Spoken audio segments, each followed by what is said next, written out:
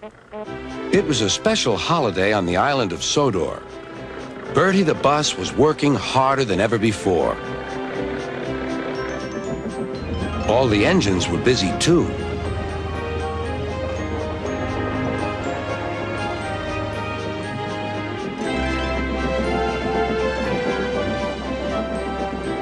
Duck was waiting for his next journey.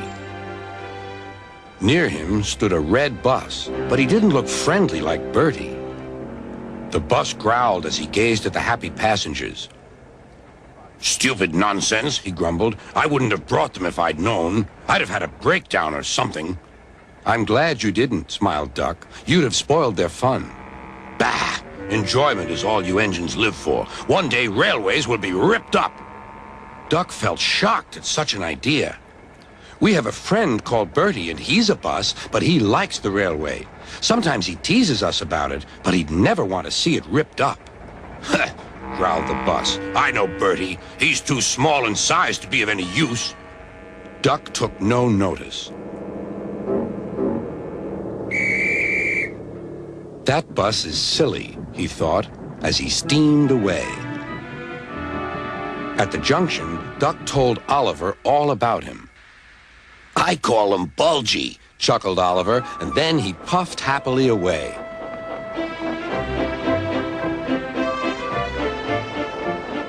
But that afternoon, when the two engines met again, Oliver was no longer laughing. "Bulgy's friend has come," he said. "He's rude, too. He's taking Bulgy's passengers home and leaving Bulgy free to steal ours." "But he can't," objected Duck. "Bulgy says he can get them to the big station before us." "Rubbish," replied Duck. "It's much farther by road." "Yeah," continued Oliver, "but Bulgy says he knows a shortcut."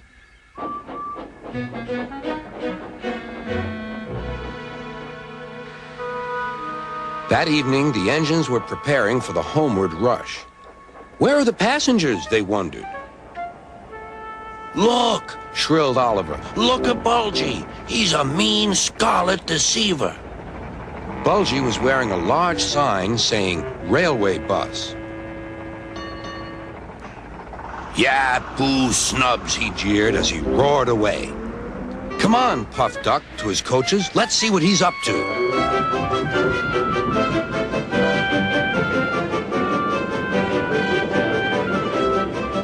Duck wanted to get back at Bulgy, but he wasn't sure how.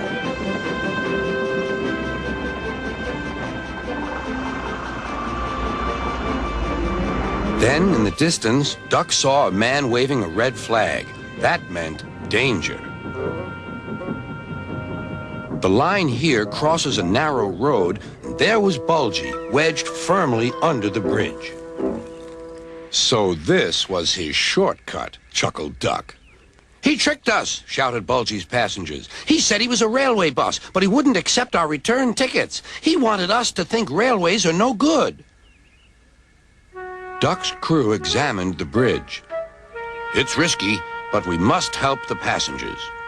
"Passengers are urgent," agreed Duck. Duck slowly and carefully set off across the bridge. Bulgy wailed as he felt the bridge quiver. "Oh! Oh!"